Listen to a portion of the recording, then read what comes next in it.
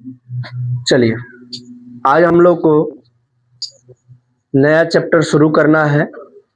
उस चैप्टर का नाम है रियल नंबर यानी कि वास्तविक संख्या। तो रियल नंबर वास्तविक संख्या चैप्टर को जानने से पहले हम लोगों को कुछ बात जाननी है। तो सबसे पहला बात है कि आप लोग को ये पता होना चाहिए कि वास्तविक संख्या किसे कहते हैं।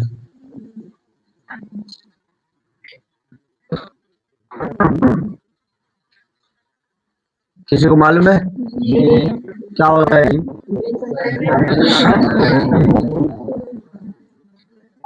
वैसी संख्या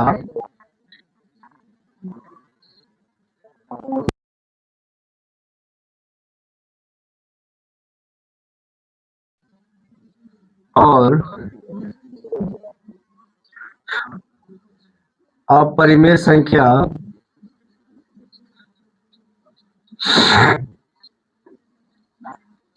के संग्रह से बनती है।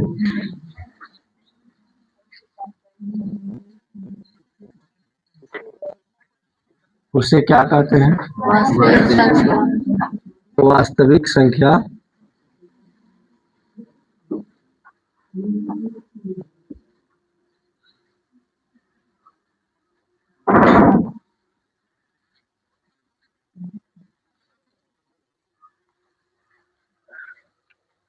अब देखिए,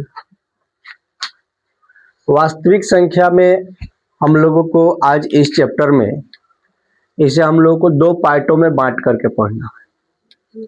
सबसे पहला तो हम लोग पढ़ेंगे अंक गणित की आधारभूत प्रमेय और उसके बाद पढ़ेंगे यूक्लिड विभाजन एल्गोरिथम। जैसे आपको बता दें कि कल मैथ का एग्जाम है, उसमें आपको एक क्वेश्चन यूक्लिड विभाजन का देखने को मिलवे करेगा, निश्चित है। एक क्वेश्चन आपको अंक गणित के आधारभूत प्रमेय से देखने को मिलवे करेगा। तो आज हिंदी का परीक्षा है, तो आपको बहुत सारे लेखक परिचय, लेखक के नाम जिसको बोलते हैं, और लेखक के नाम और क्या वो लिखे हैं, इससे भी सवाल आज पूछे जाने की संभावनाएं है। ठीक है, पूछे जाने की संभावनाएं नहीं है, पूछबे करेगा। ठीक है, और आज आप 9:30 बजे से एग्जाम शुरू होगा और 12:45 तक खत्म होगा। उसके बाद आप महसूस करेंगे कि जो आपका पढ़ाई हो रहा है वो ठीक हो रहा है, इसमें कोई दिक्कत नहीं। हमको ज़्यादा हुआ बनाने की ज़रूरत नहीं है कि हम जो पढ़ाएंगे वही लड़ेगा। बात समझ रहे हो ना? क्योंकि ये सब क्लास 9th क्लास 10th ये जो आपको किताब मिला है उसी से पूछता है, तो इसमें कोई डाउट है नहीं, पूछबे करेगा। खैर, आगे बढ़ते हैं। अगर आपसे कोई बोले कि अपरिमेय संख्या किसे कहते हैं,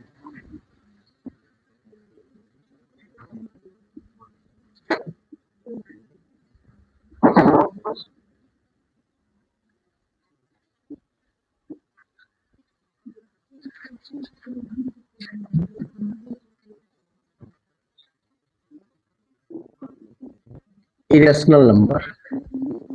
अगर आपसे कोई बोले कि परिमेय संख्या किसे कहते हैं,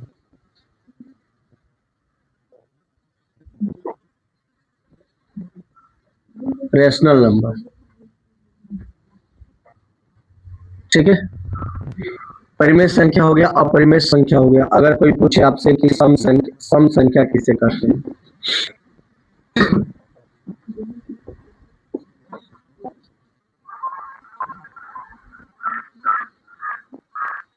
इवन नंबर। कोई आपसे पूछे विषम संख्या किसे कहते हैं,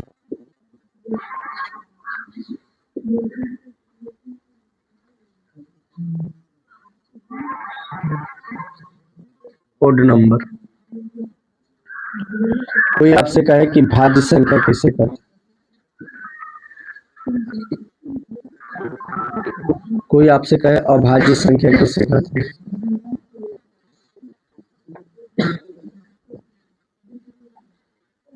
ठीक है। इस तरह के जो नंबर्स होते हैं इनका परिभाषा आपको याद रखना है। अब ये सब तो हम लोग 9th में पढ़ चुके हैं, तो यहाँ पढ़ने की जरूरत है लेकिन लिखने की जरूरत है, क्योंकि बहुत सारे ऐसे लोग हैं जिनको याद अभी भी नहीं है। तो ये आपको लिख लेना है, लिखने आ जाएगा कि अपरिमेय संख्या किसे कहते हैं। तो वैसी संख्या जो p बटा q के रूप में नहीं हो उसे क्या कहते हैं, अपरिमेय संख्या। जहां p और q पूर्णांक हो तथा q नॉट इक्वल टू 0 हो।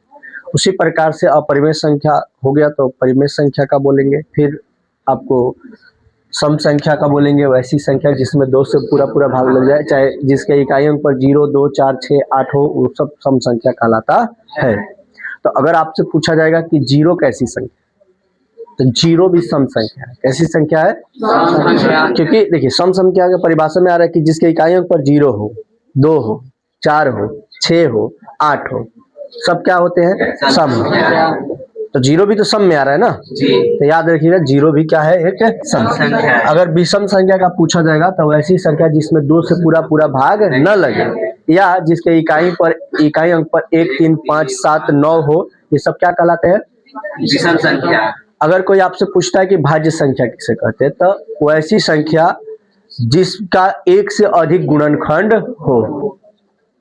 ठीक है, एक तो सबका गुणनखंड होता है, लेकिन 1 से अधिक गुणनखंड का मतलब है कि उसमें 2 आदमी से भाग लग जाए, चाहे 3 आदमी से भाग लग जाए। बात समझ रहे हो। उसके बाद आपके सामने लिखा हुआ है अभाज्य संख्या। वैसी संख्या जिसमें केवल 1 से और स्वयं से भाग लगे उसे क्या कहते हैं, अभाज्य संख्या। ठीक है, एक होता है प्राइम नंबर, एक होता है को प्राइम नंबर, समअभाज्य संख्या। इस तरह से बहुत सारी चीजें है। ठीक है, तो आप लोग को ये लिख लेना है, हो जाएगा, लिखा जाएगा। आप लोग भी लिख लीजिएगा। चलिए, तो आइए दोस्त, अब आप लोगों को जो चीजें दिया गया था उसका आप लोग परिभाषा लिख लेंगे। पूर्ण संख्या, परिमेय संख्या, अपरिमेय संख्या, पूर्णांक संख्या, प्राकृत संख्या, इन सारी चीजों का आप परिभाषा लिख लीजिएगा, क्योंकि आप लोग 9th में पढ़ चुके हैं। अब यहाँ पर हम लोग को 10th में वास्तविक संख्या पढ़ना है। क्या पढ़ना है दोस्त, तो वास्तविक संख्या को हम लोग 2 भागों में यहाँ पर बांट करके पढ़ेंगे। ठीक है, पहला हमारा भाग होगा यूक्लिड विभाजन एल्गोरिथम। क्या होगा, पहला यूक्लिड विभाजन एल्गोरिथम। ठीक है, उसके बाद हम लोग पढ़ेंगे अंक गणित की आधारभूत परिमेय। क्या पढ़ेंगे, अंक गणित के आधारभूत परिमेय। अब समझिए, इसमें हम लोग केवल HCF निकालते हैं। HCF का मतलब होता है मौस का मतलब होता है महत्तम समापवर्तक। ठीक है, और इसमें हम लोग HCF और LCM दोनों ज्ञात करेंगे। ठीक है, इसमें हम लोग मौसा को भाग विधि से करेंगे और इसमें हम लोग गुणनखंड विधि से करेंगे। ठीक है, इसमें भाग विधि से, इसमें गुणनखंड विधि से। आप लोग को समझ में आ गया यहाँ पर। अब हम लोग एक छोटा छोटा एग्जाम्पल लेकर के चलते हैं, आगे बढ़ने का प्रयास करते हैं। जैसे मान लीजिए कि दोस्त कि हमने यहाँ पर 8 ले लिया और ले लिया हमने 12, और कहा गया कि इसका HCF निकालिए। क्या निकालिए, HCF। तो 8 और 12 का HCF निकालने के लिए सबसे पहले हमको क्या करना पड़ेगा, 8 से 12 में भाग करना पड़ेगा, है कि नहीं। तो 8 कम 8 हो जाएगा, बच जाएगा यहाँ पर 4। फिर 4 से भाग करेंगे 8 में, तो 4 दूनी 8, यहाँ पर कट गया, यानी कि हमारा HCF कितना निकल गया, 4। यानी जिससे कटता है वही HCF होता है। तो अब हम लोग को इसको कैसे लिखना है, सबसे पहले हम लोग लिखेंगे सॉल्व। क्या लिखेंगे दोस्त, सॉल्व। सॉल्व लिखने के बाद हम लोग लिखेंगे 8 और 12 का HCF कौन विधि से, यूक्लिड विभाजन एल्गोरिथम से। अच्छा, ये यूक्लिड कौन थे, और ये यूक्लिड जो थे एक गणितज्ञ थे, और इन्होंने अपना परिमेय दिया है जिसका नाम है यूक्लिड विभाजन परिमेय। जैसे आप क्लास 9th में भी यूक्लिड का परिचय पढ़े थे, थोड़ा बहुत पढ़े थे ना। तो यहां पर देखिए, अब सबसे पहले हम लोग लिखेंगे यूक्लिड विभाजन विभाजन एल्गोरिथ्म से, ठीक है, परिमेय से, यूक्लिड विभाजन एल्गोरिथ्म परिमेय से।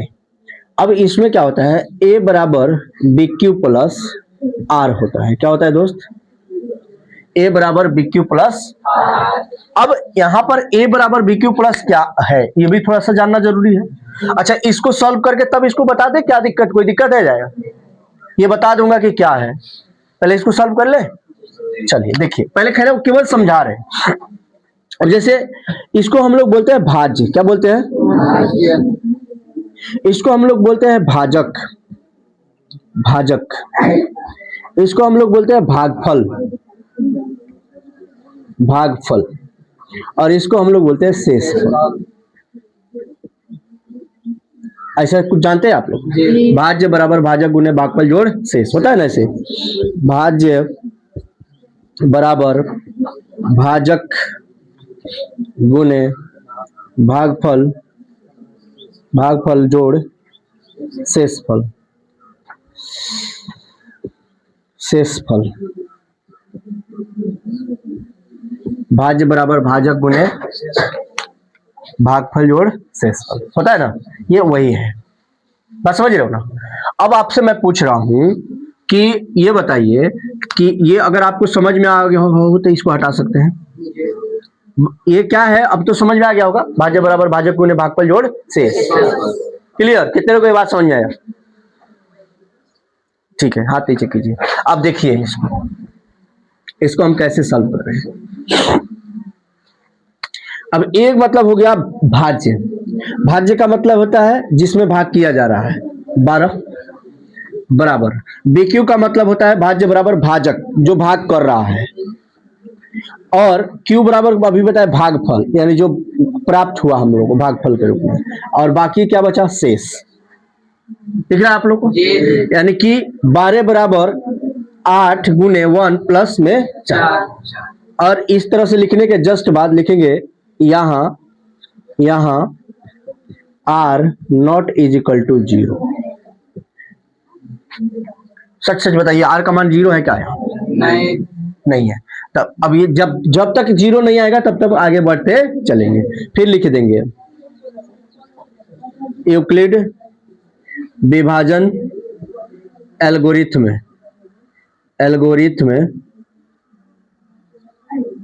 परिमेय से क्या सूत्र लिखेंगे, a बराबर बी क्यू प्लस आर, समझ गए। अब a क्या हो गया, अब ये वाला आ गया कि नहीं नीचे, तो पहला वाला सब काम खत्म कर लिए यहाँ पर 4 तक, तो अब यही ना बचा है, तो a हो गया 8, b हो गया 4, फिर उसके बाद q क्या हो गया 2, ठीक है, और r कितना हो गया 0, r कितना हो गया 0, तो लिखेंगे यहाँ r इज इक्वल टू 0 लिखेंगे, अतः HCF बराबर कितना 4। इस तरह से उसको हम लोग को क्या करना है, सॉल्व करना है। अतः HCF बराबर क्या लिखे हैं 4। कैसे सॉल्व किया है, समझ में आया है। देखिए अब इसमें इस क्लास में आपको हल करने की जरूरत नहीं है, इसको हम लोग बाहर साइड में रफ पेपर कर लेंगे, मतलब बहुत सारे टीचर के अलग अलग मतलब तरीका है, उसको मैं बता रहा हूं। मेरा तरीका यही है कि आपको क्या करना है, इसको अलग रफ पेज पर बना लेना है और केवल इसको बना देना है, इस पर यहाँ पर बना दीजिएगा, कितने लोगों को आ जाएगा। अब देखिए जैसे अलग इसको बना लिए हैं तो इसको पता लग गया ना आपको कि ये हमारा HCF क्या आने वाला है, 4 है, और ऐसे बनाना है यहाँ पर, जैसे ये 0 आएगा तो लिख देंगे आता HCF बराबर कितना, जिससे पूर्ण कट जाता है वही HCF कहलाता है। तो ये हुआ हमारा कौन सा विधि, भाग विधि। कौन सा विधि, अगर इसी विधि को मतलब इसी को यानी 8 और 12 को इस विधि से निकालना होगा तो उसको हम लोग थोड़ा सा बाद में पढ़ते हैं, पहले ये तो आप लोग को समझ में आ गया होगा। चलिए इसको हटा दें, ये केवल हम लोग थ्योरी पढ़ रहे हैं, थ्योरी समझ रहे हैं, ठीक है दोस्त। चलिए इसको हटा दें। अब एक बार हम आपको क्या करते हैं, इसी संख्या का HCF हम लोग निकालते हैं, किससे, गुणनखंड विधि से। किस विधि से, गुणनखंड विधि से। 8 और 12 का HCF गुणनखंड विधि द्वारा क्या करें, ज्ञात करें। समझ रहे हैं ना। अब पहले 8 का आप एलसीएम निकालिएगा, 2 दूनी 4 दूनी 8, फिर 12 का एलसीएम निकालिएगा, 2 दूनी 4 तिया। अब आप जानते हैं कि जो सब में शामिल होता है वही एचसीएफ होता है। तो ऐसे 2, ऐसे 2, 2 दूनी 4। आपको लग रहा होगा कि सर ये तो आसान है, बड़ा जल्दी से निकल गया, लेकिन आपको ये बात आसान और भारी में नहीं समझ करके चलना है। आपको ये समझ के चलना है कि हमसे पूछ क्या रहा है, जो पूछेगा वही काम हमको करना है। बात समझ रहे हो ना। अगर आपको बेतिया जाना है तो आपको नानो सती मह कहा जा रहा है जाने के लिए, तो इसी में जाना है। ये नहीं शॉर्टकट मार दीजिए आप पहुंच जाइए वहां। समझ रहे हैं ना। अब देखिए, अब इसमें आपको अगर एलसीएम निकालना होगा, अगर ये तो एचसीएफ का सिखा दिए कि एचसीएफ कैसे निकलेगा, यहां तो निकल गया एचसीएफ अनधुन, कोई दिक्कत इसमें नहीं है। अगर एलसीएम निकालने के लिए बोला रहता, क्या निकालने के लिए बोला रहता, एलसीएम, तो एलसीएम का मतलब हुआ कि सबसे पहले एचसीएफ को तो ले लो, अब बाकी जो छूट गया है उसको भी ले लो। तो 2 छूट गया है और 3 छूट गया है। अब 4 दूनी 8 का 24। अगर आपको 8 और 12 का ऑलरेडी ऐसे एलसीएम निकालना है तो ऐसे 2 करेंगे तो ये 4 होगा, ये 6 होगा, 2 करेंगे 3 होगा 2 दूनी 4 दूनी 8 का 24। बोलिए समझ में आया। ये तो आप सीख चुके हैं, इसमें कोई दिक्कत नहीं है। आपके लिए नया है ये वाला, है तो सब जानता है, सब नहीं जानता है लोग, नहीं जानता है लोग तो आज सीख लेगा, कोई दिक्कत नहीं। यहां तक समझ में आया कि अंक गणित आधारभूत परिमेय में हम लोग को क्या पढ़ना है, यूक्लिड विभाजन एल्गोरिथम में हमको क्या पढ़ना है। ठीक है।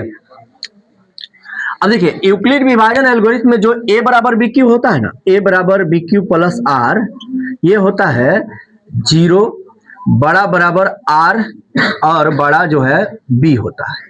ये कंसेप्ट याद रखिएगा, और कल जब परीक्षा होगा तो देखिए इस तरह का एक सवाल पूछ ले रहेगा। ठीक है, ये इससे सवाल पूछता है। अभी थ्योरी में सारा चीज हम लिखवाएंगे, अब सारा चीज वीडियो में लिखवा पाना संभव थोड़े है। बात बुझा रहे ना आप लोग। अब आप लोग को स्पेशल थ्योरी लिखवाया जाएगा। ये इन लोग को एक कंसेप्ट समझा दिए हैं कि ये आप कंसेप्ट समझ सकते हैं। ठीक, अब डिजिटल बोर्ड रहता तब ना पूरा सेट करके ले आया जाता आराम से, और उसको क्या कर दिया जाता, ये मोटा मोटी कंसेप्ट है, इसको क्या कर दिया गया, बता दिया गया। ठीक है, अब चलिए